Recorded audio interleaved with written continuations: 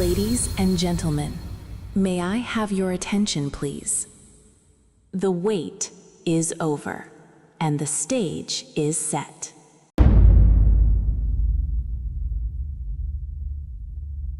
Naam, mpenzi mtazamaji wa Makini Film, kama nilivyokuambia hapo awali, siku ya kesho tunakwenda kumsend off binti yetu mpendwa ambaye ni binti Macklin John.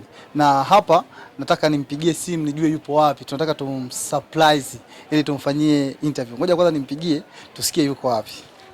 Maki bi harusi, nadhani unaona Simu inaita. Hello. Hello, mambo? Poa za wewe? Poa za kwako Maki? Nzuri, umeamkaje? Nimeamka salama. Unaongea na MC Kuria? Nimekupata boss. Ushanipata Maki uko wapi? Uko wapi sasa hivi? Kwa sasa hivi niko mjini, kuna vitu nimeagizwa. Ndio. Sasa nikirudi nyumbani ndo nikupigie. Sasa mimi nakutaka sasa hivi hapo hata kama ni mjini upo. Unanitaka? Sasa hivi uko mjini sehemu gani? Yaani nipo huku madukani, kuna vitu natafuta. Okay. Nimetumwa, sasa sijajua nitamaliza hata saa ngapi. Sawa. Au nikimaliza nikwambie kabla sirudi nyumbani. Basi ukimaliza utaniambia, alafu tutakutana. Kwa nyumbani maeneo gani? Nyumbani mimi Nyamizangula B Msati. Basi hamna shida. Ukiwa tu free niambie. Poa. Mpenzi mtazamaji, hiyo ndo sauti ya bi harusi wetu mtarajiwa. Kwa hiyo yuko sasa hivi anaemea anafanya maandalizi, lakini nadhani baada ya hapa tutamtafuta mpaka tumpate. Alafu tutamfanyia exclusive interview ambayo itakuwa nzuri kwako. Endelea tu kubaki na sisi, usisahau kusubscribe katika channel yetu. Mambo mazuri yanakuja. Utaenjoy. Naona bi harusi hapa anapiga, ngoja tumsikie kwa sababu alitusubirisha. Hello? Hello. Mambo? Poa, vipi boss? Poa bosi wangu, wapi hiyo? Nimefika nyumbani, mbona nakupigia ndo nilikuwa mjini. Umeshafika nyumbani? Nyumbani ni maeneo gani? Kwa Sebele na kwa Fahari. Kwa? Au utakopi nimekujisha. Kwa Sebele. Kwa Sebele sipafahamu. Wewe nielekeza tu maeneo alafu ni sehemu gani yani maarufu? Nje kwenda ni Nyamizangula sekondari. Ukifika kuna sehemu inaitwa barabara ya Robert. Barabara ya Robert. Yaani haupiti kule sekondari sasa. Kuna njia inakata kushukulia. Unanyoka na hiyo njia imeandikwa barabara ya Robert. Kulia unanyoka nayo mpaka ukutane na nyumba ina geti jekundu. Basi sisi tunachukua boda tunakuja. Si unaelewa kulipa? Kama si buku boda. Si unaelewa kulipa Buku nayo. Sio buku, bi harusi mkubwa. Kuna watu wanakuangalia hapo, unajua unaongea unasikika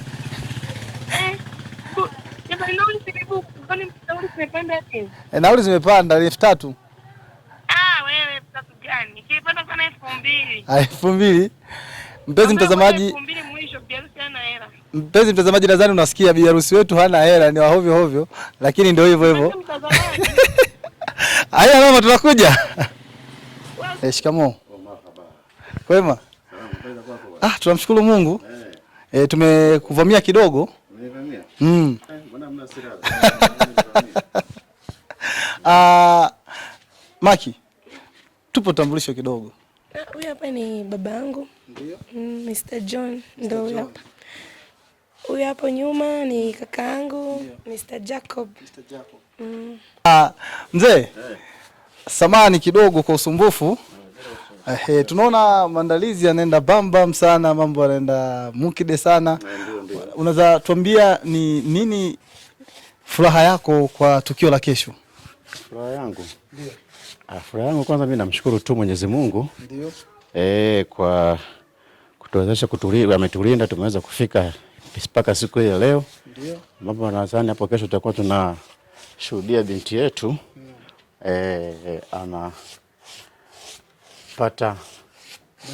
mwenzake wa maisha. Ndio. Kwa hiyo kesho ni siku ambayo tunamuaga, ni send off yake. Ndio. Kwa sisi tunamshukuru tu Mwenyezi Mungu. Ndio. Tunamshukuru tu Mwenyezi Mungu na tunamwombea tu binti yetu huyo heri. Basi huko anapokwenda basi Mungu aendelee amtangulie. Mambo yake yawe mazuri. Sawa, unaweza tuambia ni tabia gani ambayo ya binti yako unaitamani hata huko anapokwenda kuanza maisha mapya ya ndoa katika familia nyingine unatamani endelee kuwa nayo? Mimi nafikiri ni heshima. Heshima. Aendelee kuwa na heshima. Heshima aliyokuwa nayo hapa nyumbani, basi huko aendelee nayo. Aendelee kuwa nayo. Heshima tu, ile adabu. Aendelee kuwa nayo, yani respect. Tunafahamu maana respect? Yeah, I know. Yeah, okay, very. Sasa unaweza nielezea maandalizi ya kesho yamekaaje? Maandalizi yangu tunamshukuru Mungu yako vizuri sana. Yako vizuri. Yaani pressure ya nini? Yaani sinaga pressure mimi. Yaani on set. Everything is okay. Yeah. So we are very happy to see that. Yeah. Okay. Jamani, nadhani umemsikia mzee wangu, mzee John bana yuko vizuri. Unajua ukipata mzee ambaye anamuita mtoto Macrin John, you know what I'm saying? I go by the name MC Kuya. Naam, mpenzi mtazamaji wa Makini Film, leo bana tumemtembelea mama Mzachema ofisini kwake. Yani imekuwa ni TT for 30. Tumekuja kufanya exclusive interview ambayo kesho anakwenda kumsend off binti yake mpenda, si mwingine mzungumzia Malkia Macrin John, ambaye siku ya kesho anakwenda kumsend off pande za Blue Sky, ukumbi mkubwa.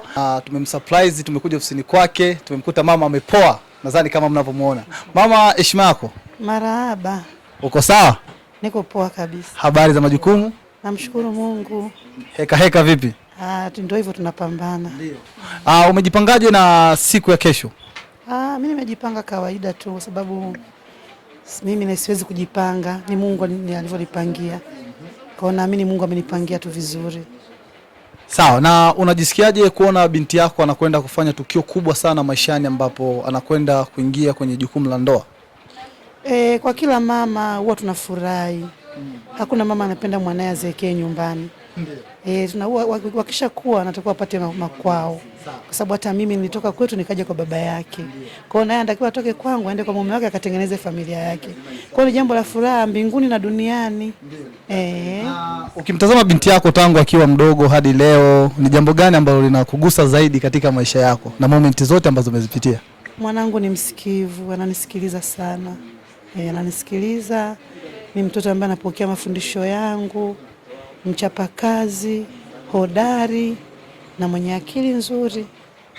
Pia anamcha Mungu. Sawa, lakini pia mama, nikuulize swali la uchokozi kidogo. Je, unaweza tuambia ni tabia gani ambayo binti yako anayo nzuri ambayo mkwe wako ataifaidi sana katika maisha yao ya ndoa? Ni mcha Mungu, anampenda Mungu. Hicho tu ndio tabia ambayo unajivunia kwa binti yako tangu akiwa mdogo? Yes. Na kwa upande wa mkwe wako ambao ni mkwe wetu sisi sasa, ni kitu gani mkwe Rima, ni kitu gani ambao kilikufanya ukamkubali kutoka moyoni ukasema sasa huyu anafaa kwenda kuanza maisha na binti yangu? Yule mtoto ni kama tu mtoto wa familia. Ni mtoto tu, wakati tunaishi upangaji tulikuwa majirani pia. Kwa hiyo nimemuona toka akiwa mtoto mdogo. Nimeona heshima yake. Hata alipokuwa akifaulu kwenda masomo ya mbele zaidi, mara zote alikuwa akiniaga. Kubwa zaidi wakati anakwenda 5 na 6 alipangiwa kule Bagamoyo Pwani. Alikuja akale, mama nimepangiwa Bagamoyo, nikamuunganisha na wadogo zangu, akampokea pale Bagamoyo, akasoma pale mpaka akamaliza akarudi. Lakini alivorudi hapa bado akaja kunipa taarifa, mama nimefaulu kwenda chuo. Hivyo yani tulishi jirani, mtoto mwenye heshima na alikuwa ananiheshimu siku zote za mzao. Kumbe kijana alikuwa ameshaanza kutengeneza mazingira tangu akiwa mdogo. Tunajua kama litakuwepo hili, lakini ni mtoto alikuwa na heshima na niheshimu kwa kweli. Sawa, lakini pia unaweza tuambia ni tukio gani ambalo unakumbuka la utotoni ambalo binti yako alifanya ambalo lilikufurahisha zaidi mpaka leo? Kitu ambacho mtoto wangu aliwahi, kuna siku nilikuwa na magumu yangu, nikatamani kwenda nyumbani kwetu.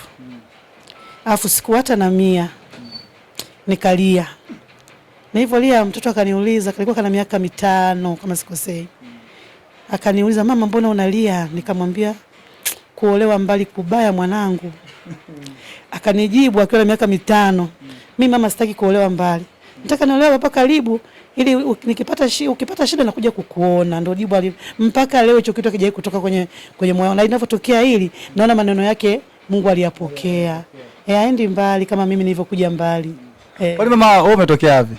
Mimi mzaliwa wa kusini kabisa mwa Tanzania. Nimetokea mkoa wa Lindi, wilaya na Chingwea. Mimi ni Mwera. Tayari?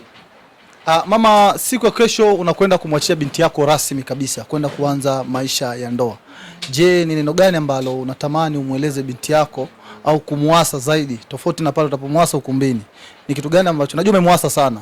Ni kitu gani ambacho unamwasa atakapokuja kuangalia hii clip aone kweli mama wangu kuna kitu aliniatha kwenye maisha yangu ya ndoa? Jambo la kwanza nilimwambia mtoto wangu amche Mungu sana. Yaani hakuna jambo atakalolifanya bila kumshirikisha Mungu.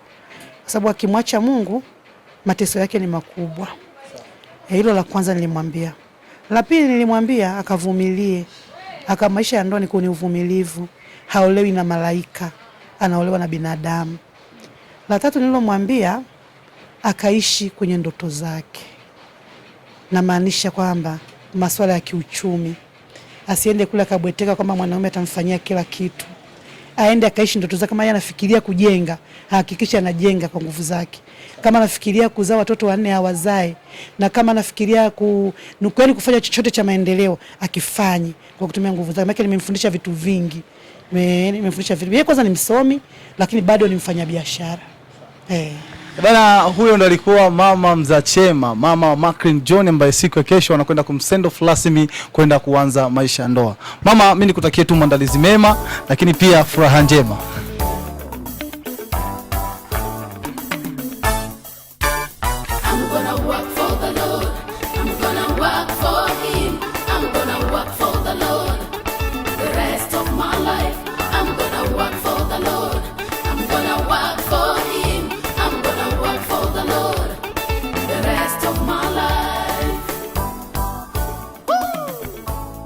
Ndio tumefika kwa bibi harusi wetu hapa. Sasa inabidi atulipie nauli. After kutulipia nauli mambo mengine yaendelee. Kuja. Kama tunakuja. Na sasa hivi hapa nimeamini sasa kwa mbali. Eti bibi harusi anacheka. Basi chukua hela kwanza umlipe jamaa afu tuendelee mambo mengine. Mpenzi mtazamaji wa Makini Film, ndo tumefika kwa bibi harusi mtarajiwa ambaye si mwingine hapa, namzungumzia bimdada Macklin John ambaye siku ya kesho anakwenda kusendofiwa na familia yake, anakwenda kuendelea na maisha ya ndoa. Unajisikiaje? Najisikia vizuri kiukweli. Mimi nikajua bwana nitafika nitakuta makeup tayari zishaanza nini Wewe sio kweli. Kwa nini sio kweli? Mapema sana. Nitachuja. Nitachuja. Maki, mimi unaweza nisaidia jibu moja la swali langu. Unaweza tuambia ni wapi ulikutana na mchumba wako? Ni complicated kwa kweli. Tulikutana hospitali. Hospitali. Ilikuwa kwaje sasa? Mtazamaji anatamani aelewe. Sijui nielezeje. Tulikutana hospitali, alikuwa anafanya field. Mimi nilienda kama mgonjwa. Kwa daktari aka. Sawa. Sasa Macklin, hivi kati yako wewe na yeye nani alianza mwenzake kumtongoza? Yeye ndo alianza. Yeye ndo alianza. Ilikupatia wakati gani kipindi nakwambia maneno ulimwamini kweli? Nilikuwa na ringa hata sikukubali. Ulikuwa na ringa sana? Nilikuwa na ringa mna najua. Na ni kitu gani ambacho kilikufanya ukamkubalia? Alionyesha nia. Alionyesha nia ya kweli kabisa. Na alipoonyesha nia ulichukua uamuzi gani? Kuna mtu ulimshirikisha hilo wazo kwamba mama mimi nataka kuolewa, baba nimepata mchumba? Amna, sikumshirikisha mtu. Mimi nilimwambia tu kama you are serious, go ahead. Go ahead. Akaja. Akaja nyumbani. Na ile siku anakuja nyumbani, naamini tu alikwambia muda fulani afa akachelewa kuja. Ilikuwaje? Ama alikuja on time? Yaani nilikuwa naona kama sijui masaa naenda sana. Alikwambia anakuja saa ngapi? Aliniambia anakuja saa 7 lakini akaja saa 8. Akaja saa 8. Kwa kidogo kama alikuwa anaenda mbio, maana nishaambia tu kwamba ABCD afu mtastoke wewe. Alafu mtastoke na kwa nini? Na kwa noma. Unaweza tuambia safari yenu ya mapenzi hadi kufikia uchumba hadi ndoa, kesho ni send off, unataka kuingia kwenye ndoa, ni changamoto gani ambazo umezipitia wewe kama wewe? Au wewe pamoja wewe na yeye umepitia changamoto gani? Changamoto zipo. Japo ndivyo tunamshukuru Mungu tumezishinda, lakini ni za kawaida tu za kimaisha, za kibinadamu. Maneno, viugomvi vidogo vidogo. Ndio. Na siku ya kwanza ambayo alikupropose, unajisikia yani ulifeel nini? Nilijisikia tu furaha kwa kweli, kwa sababu ni hakuna binti ambaye haipo kwenye ndoa atamani kitu kama hichi. Kwa hiyo nilijisikia vizuri. Kweli. Maki, unaweza niambia ni moment gani ambayo unaikumbuka sana, ambayo ni kumbukumbu tamu katika mahusiano yako na mmeo mtarajiwa? Nakumbuka tu kuna siku aliandaa safari. Tulisafiri pamoja kama siku 2 hivi. Tukaenda kuenjoy. Mimi napenda kula kwa pale kwenye mambo ya alizingatia msosi. Basi unaweza niambia ni nini kinafanya huo na miss mchumba wako mara kwa mara? Outing tu za msosi. Outing za msosi. Unapenda miss sana? Sana. Biharusi yote napenda kula. Kati yako wewe na mmeo mtarajiwa nani mkorofi? Yeye. Basi bana, Maki, mimi nishukuru kwa time yako, lakini pia tukutane kesho, si ndio? Na nikuulize swali la kizushi. Kwa nini uliamua kumchagua MC Kuria? MC ana vibe bwana. Ana vibe MC vibe. Ana vibe sawa kitoto. Kwa hiyo kiambao muelezee MC Kuria kwa ufupi, unaweza muelezea kwa lipi? Mimi ndo mtambia tu mtu vibe. Yaani ukitaka vibe mtafute MC Kuria. Ukitaka kupooza utajua mwenyewe. Utajua mwenyewe. Ukitaka ku vibe MC Kuria mpige. Bana, mambo vipi? Kama kaa? Kama da. Unajisikiaje siku ya kesho kwenda kumsend off dada yako? Furaha sana. Na ndio maana nimesafiri, hata mimi sikai huku ndani ya nchi. Ndio. Mimi nimetokea Kongo. Kongo. Mimi huwa nakaa Kongo. Sawa. Ni mdogo wangu nimekuwa naye. Ndio. Nampenda sana, nikasema sasa. Ndio. Kama limefikia jambo zuri kama hili, lazima nifike nyumbani. Sawa, jambo jema. Unaweza tuelezea kwa ufupi ni moment gani ambayo unaikumbuka sana na utazimisi kutoka kwa mdogo wako atakapokuwa hayupo? Mdogo wangu ni mtu mwenye huruma kwanza. Kitu nakumbuka, kuna siku nilishai kumpiga, halafu nikamuumiza bahati mbaya. Ila mzee kipindi hicho alikuwa mtata kweli. Mzee alikuwa ni hatari. Sasa alipokuja mzee nikajua leo nimeisha. Akaificha ile siri. Akasema nimeanguka, nimeumia wakati mimi ndo nilimpiga. Sawa. Baadaye nikasema mbona mdogo wangu ananipenda, afu nafai toka siku hiyo sikuwahi kumpiga tena. Kumpiga mpaka leo. Na mimi siku ya kesho umemwandalia zawadi kubwa sana. Zawadi ipo kubwa sana. Na umejipanga fresh. Jipanga vizuri. Basi hamna noma brother, mimi nishukuru kwa time yako na Mungu akubariki. Sawa sawa.